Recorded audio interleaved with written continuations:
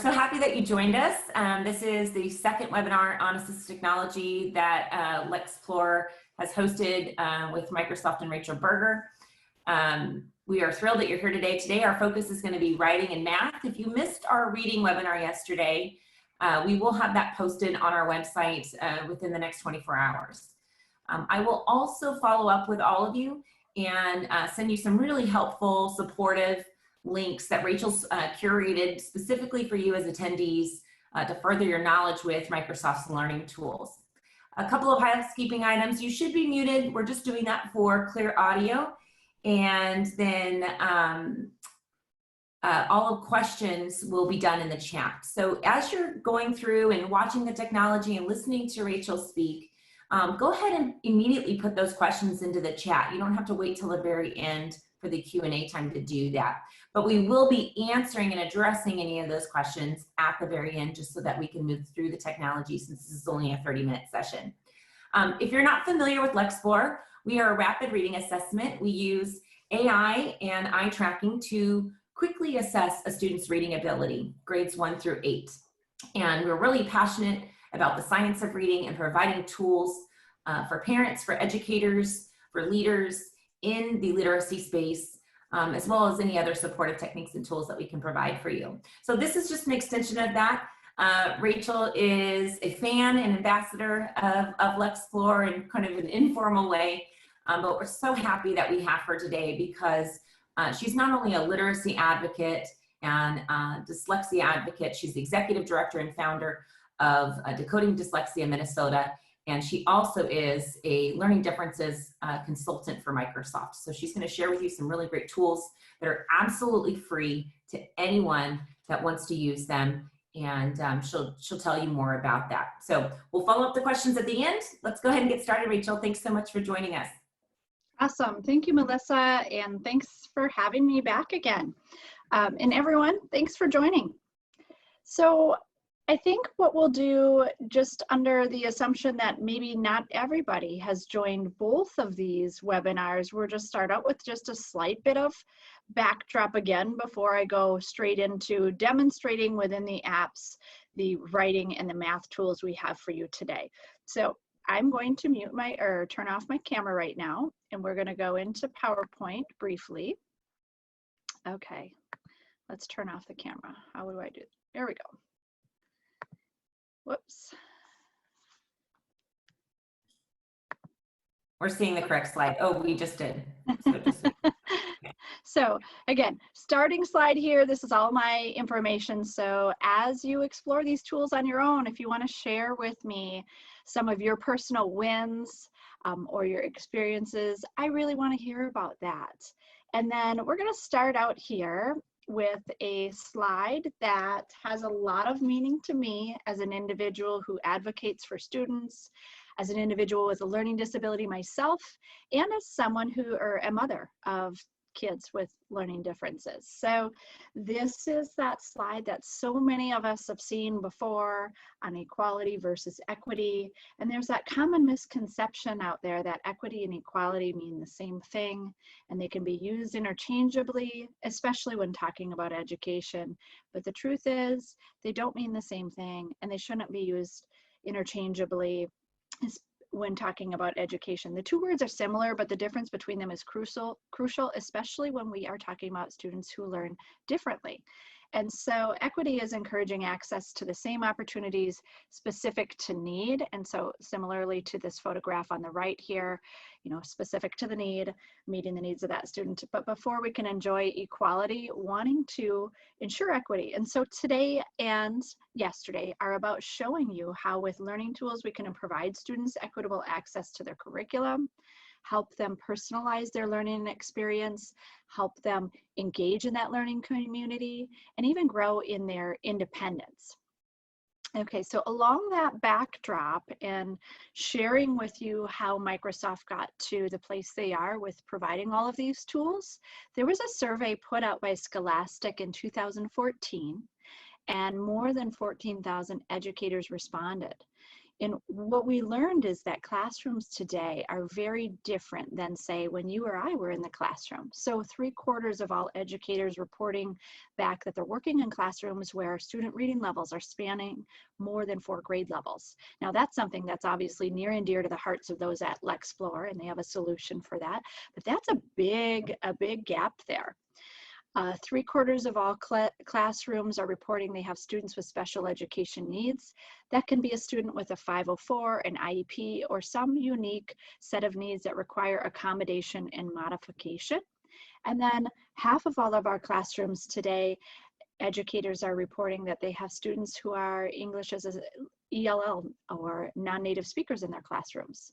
So you can see why, just given those 3 data points, up to 50% of the instructional time can be lost due to managing those needs, including assistive technology. And so when Microsoft thinks about inclusive technology, they like to think about these 3 categories. The first is students, and wanting to ensure that students of all abilities are able to do their best work and personalize their learning experience in a way that works best for them. The next is our educators, and wanting to make sure that they're able to engage every single learner by providing accessible tools for the classroom. And then lastly, on a school level, equity and inclusion are top of mind for everyone, from our administrators to our educators, to our students, and even the parent community as well. And so wanting to ensure that we are able to meet the needs of all students and empower them to reach their full potential. And moving on, from an accessibility standpoint, 1 billion people globally require some level of assistive technology. And assistive technology benefits everyone, including people with permanent disabilities, such as some of the ones listed in this slide, to individuals who have a temporary impairment, like a broken arm, or even a situational requirement like working hands-free. And so for yesterday's and today's conversation, we are focusing on the learning areas, or the more cognitive learning differences like dyslexia, dysgraphia, and dyscalculia. And one more thing moving along this backdrop before we get to demonstrating within the apps is the global hackathon that brought these tools front and center. So in 2015, Microsoft held their annual hackathon, and this is something where anyone in the company can work with anyone they like on any technology they like for 1 week. So imagine that, it's like playing. And so reading, font, and accessibility experts got together to look at the latest science, research, and technology specifically on dyslexia. They started with one thing and then it just grew. And they built an add-in into OneNote, and they actually won the hackathon and then went on to work with schools and students and learned that not only did the tools they created during that hackathon that they won work for students with dyslexia, but also individuals who had ADHD, emerging readers, individuals with dysgraphia, and so really many more beyond that initial intention. So I'm going to show you today, I'm going to escape out of our PowerPoint, and we're going to focus on reading or writing and math, and I'm going to show you how those tools have expanded beyond just OneNote and moved into other areas of serving individuals who learn differently. First, I'm going to show you a slide and an example on writing. It's a pretty visceral photograph of students, and these students are gathered together to work on a writing assignment. And so you can see they don't look very thrilled, and maybe they don't look really engaged. And so Jan Lusty, the headmaster of the Knoll Hill School in the UK, for those of you that are joining us today in the UK, Jan Lusty says that pupils pretty much without exception hate writing, but learning tools transformed that for their pupils. And so as I often do, I'm going to share the next slide being an example from my son. And so, you know, like the previous photograph, he pretty much looks like that when he's asked to do a writing assignment. So here's the actual writing assignment, a before and an after. We're looking on the left here. This is a handwritten example. And then on the right here, a typewritten example. Obviously, there's a big difference between the two. One being the example on the right is very legible. And the example on the left, not very legible. He did complete the assignment, which was to write a one-page story. He got a little bit bigger in the middle and at the end to make sure we knew the end was coming. But the reality here is for a student with dyslexia and dysgraphia, the manual task of writing can be a really difficult and arduous task, and it is for my son. And even though he tries very hard to get what he's thinking out onto paper, as the minutes go on, the task, everything that comes with writing, so spelling, sequencing, adding richness of context, all of that stuff just goes out the window because the task is so hard. So the example on the left took him 50 minutes of his class time, and the example on the right took him 12 minutes start to finish, including editing. And one of the biggest differences you can see here is that he's able to very clearly articulate the thoughts that he has and basically paint you a beautiful picture with words, whereas when he's doing that manually on the left, just not possible. And so this is a very common experience for individuals who have struggles with writing. So they're not able to get out onto paper with handwriting what's in their mind. And so it really is a roadblock. So let's go into, I'm going to escape out here, stop sharing, and we're going to go directly into Word, and I'm going to show you how it was possible for my son and for other kids or even individuals who struggle with writing to utilize the tools we've built in and more effectively create content. So here we are in Microsoft Word, and I'm in Word Desktop, and I know Melissa's going to tell me if my screen's not following, so I'm assuming I'm right there. And we've got an example document up. So let's show you firstly, how is it possible to create that content? How did my son do that, and how are other students doing that? So we're under the Home tab, and all the way over to the right here, we have dictation. And so when I click on that, I am now dictating my thoughts effectively in Word Desktop, period. I'm a user of dictation software daily. I use it as a way to do what I call a brain download of content before I further go in and edit and format my thoughts, period. Okay, so you can see how I very quickly and effectively was able to get content onto paper. And one of the things that I really like about our dictation software, and real story, I use dictation software, but what I really like is that it's very much like my iPhone, and it keeps up with my pace and is very clear with being able to pick up what I'm saying, and I didn't have to train it. So this is what my son used. And then what also helps students who are creating content that have a little bit more difficulty with writing is under our review tab. So oftentimes they need to toggle between both dictating and then having things read back aloud to them to see if it makes sense. Do I need to add anything additional? Did I forget something? So now we can use this read aloud feature here.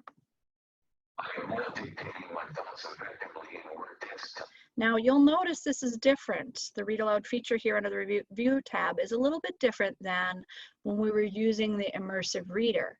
And this is because, one, we're not getting that whole immersive reader visual experience. We are simply looking to have our text read back aloud to us. We do have the reading speed and the voice selections here, so you can change that. And you can skip ahead or skip back, and then your controls are right here. Okay, so those two features were what helped my son initially be able to create that content. So again, I'm just going to review for you under the Home tab. All the way over to the right, we've got dictation. And one of the most common questions I'll get, I'm just going to take care of right now. Can we dictate in other languages? Absolutely. So it's really hard to see, but there's a little arrow here, which means I get a drop down. So I can click on these different languages here if I'd like to. Okay, so maybe I'm dictating in French, or maybe I'm dictating in Chinese or Spanish. So those are options there for you to utilize. And then one of the other things that helps our students be able to more effectively create that content is our editor. Now, editor is one of these next generation tools built into Word to more effectively help students independently be able to create that content. So again, I'm under the Home tab, and I'm going all the way over to the right here, and I'm clicking on Editor. And so what happens when I do that is an editor pane pops up on my right side, And now we can see that it's got suggestions for spelling, grammar, clarity, conciseness, all of these different details it's picking up on. And so if I was to just go ahead and click on spelling, okay, I've got a drop-down list here of 3 potential choices I could make for correcting that spelling.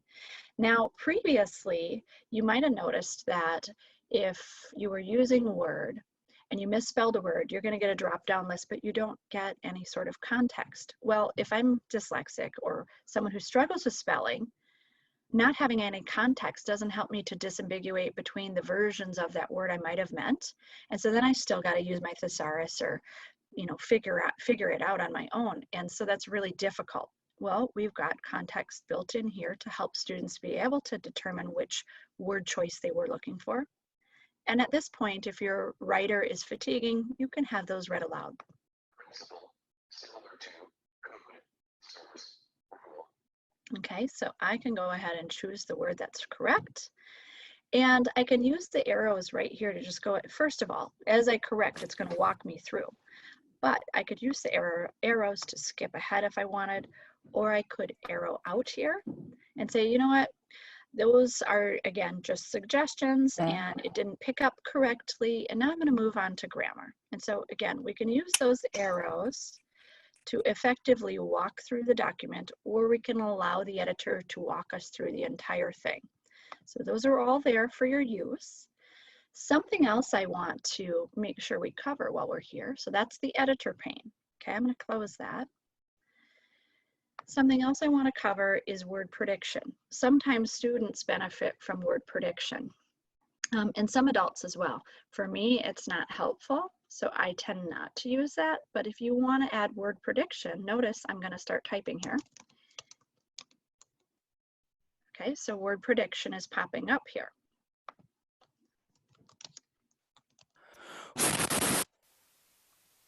Okay, someone might need to mute their background, someone who recently joined. Okay, so word prediction, how do we get that? We can get word prediction by going into our search bar and typing. And from there, we're going to pop up. All right, and when we do that, what we do is we can scroll all the way down to what we're looking for is our hardware keyboard. And so if we turn on show text suggestions as I type on the hardware keyboard, that's going to enable us with word prediction. Now, for those of you that I might be moving a little quickly, again, this is being recorded. You're going to be able to go back through it at your own pace and pick up on what I'm moving through here. So one more thing that I want to point out while we are in Word and talking about creating content more effectively for students who need to utilize these tools is under our review tab again. So going under the review tab, I always like to ensure that everyone knows, first of all, we've got translator here built in under the review tab. I can translate a section or I can translate the entire document. And so now thinking about this time of remote learning, but also when we go back to our traditional environment, we know that we have, especially if we look back at that one of those first slides, up to 50% of our classrooms have students with English who are non-native speakers, and their parents may be non-native speakers as well. And so we can use this translator to quickly and effectively translate a document and enable someone who's a non-native speaker to have access to that. I oftentimes think about IEPs and 504s specifically, or any sort of parent-teacher communication. But again, thinking about when we're writing, how this might be something we want to make sure that our students know about, our educators know about, and just the ease of utilizing this. And then one last thing again, let's undo the translation quickly. The translation button here is under the review tab. To translate document, I'm in this case going to go back to English. So you should see a translator pane popping up off to my right here. I'm scrolling through many different languages, selecting English and choosing the translate button. And now we should have a document popping up that's translated into English. Okay, so one last thing I wanted to show you while we're in Word and before we move to math is under the View tab again, we have Immersive Reader. And so again, from yesterday, we covered that Immersive Reader is built into many different places. It's built into OneNote, OneNote Online, Word Desktop, and Edge browser. And so again, and Office Lens. And so just pointing out that here, again, under our View tab, if we wanted to, when we're done creating that document that we're creating for school or otherwise, we can fully click on Immersive Reader under the View tab and have that full Immersive Reader experience and have that document read back to us before we turn it in or send it on. Okay, so let's do a stop share here. We're gonna go back into our OneNote notebook and we're gonna talk about math for the last couple minutes we have before we get to Q&A. Okay, so what I really like about OneNote is the multitude of options it has for different uses, but also different inputs we can have as well. So I can type things in, I can record auditorily, and then I can also use an ink stylus and handwrite things in. Or you can use your cursor to your cursor, if you have a text or a touch screen, you can handwrite things in as well. In my case, I'm going to use my stylus, and that is not always something you have to use, so just remember that.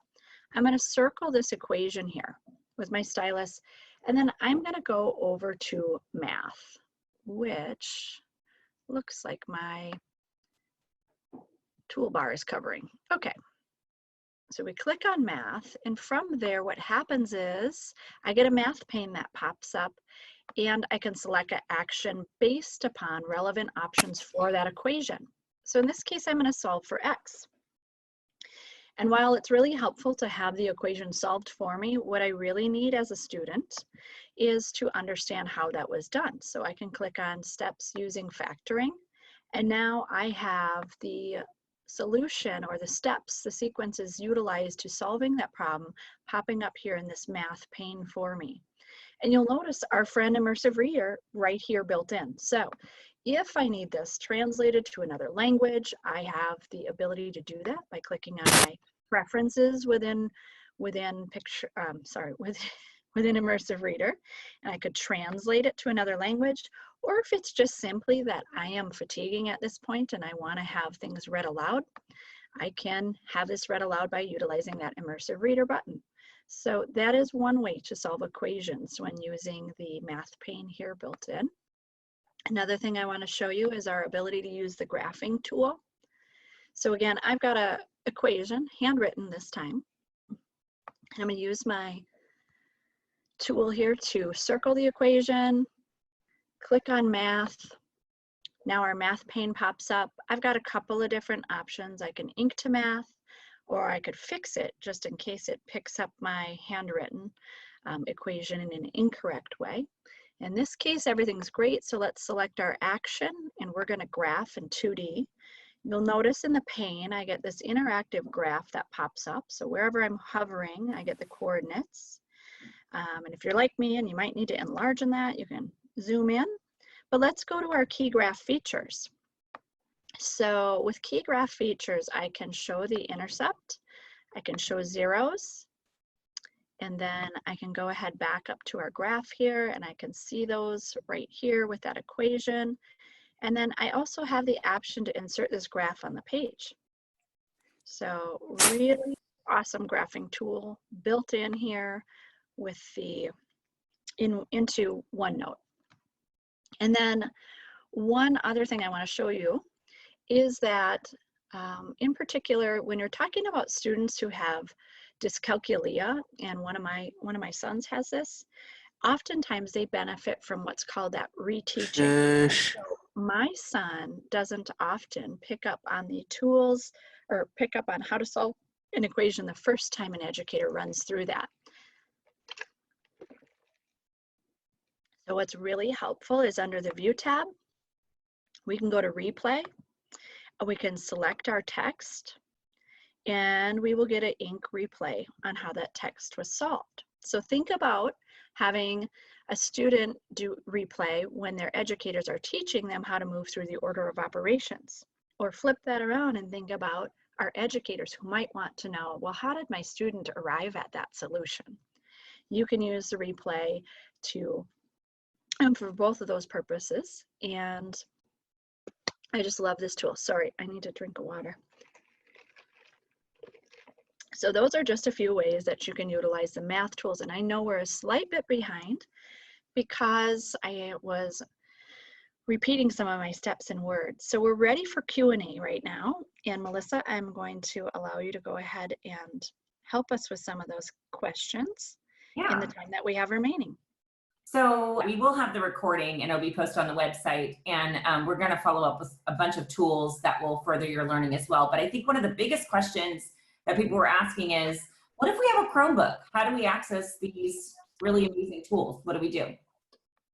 So if you have a Chromebook, you're going to want to use you're going to want to go to, OneNoteForTeachers.com and learn a little bit more about the tools.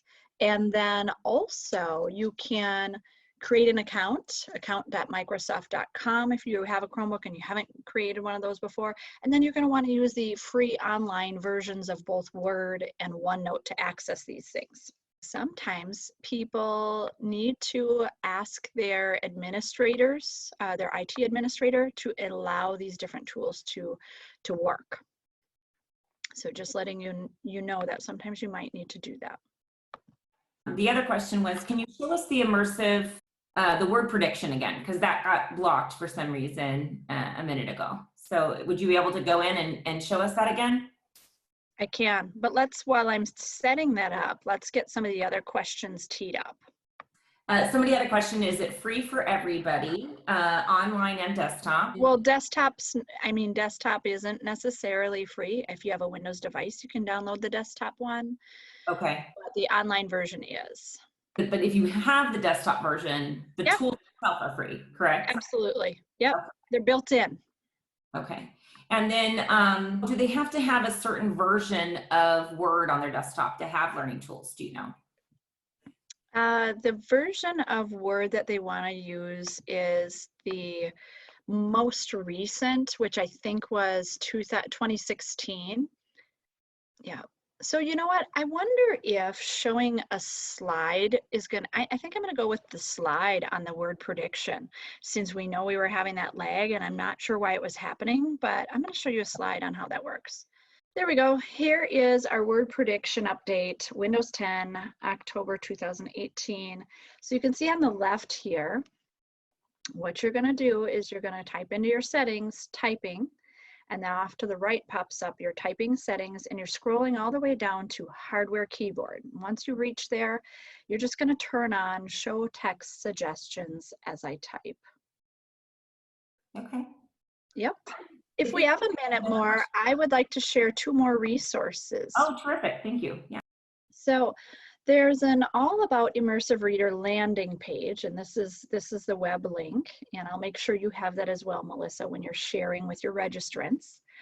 But this landing page will give you all of the research on immersive reader, some how-to videos, some really awesome links for your usability. And again, I know we were talking about writing today, but this is, just an add-on in terms of things that you can access and utilize as you further your knowledge on these tools. So I'd recommend that.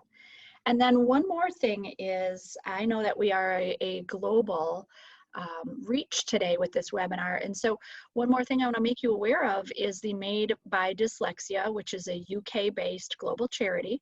They have partnered with Microsoft to create some training modules on dyslexia awareness. And so Melissa, I know that's something near and dear to the hearts of those at Lexplore and myself. And so just want to make sure you know that you can take these Made by Dyslexia awareness curriculums from the comfort of your own home. They're self-paced and they're really wonderful. So Made by Dyslexia has a goal by 2025 that all educators will have taken these dyslexia training modules.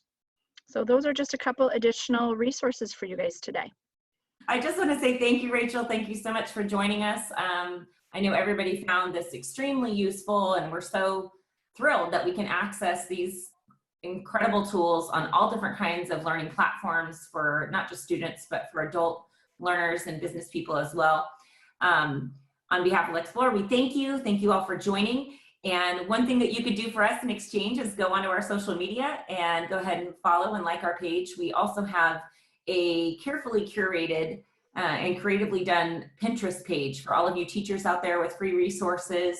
And you can also join us every day on social media with Lunch with Lexplore, where we have 3-minute quick videos for at-home teachers as well as educators that are out in the field that hopefully will soon be back in the classroom. So thank you and have a beautiful day, everybody. Take care. Thanks, everyone.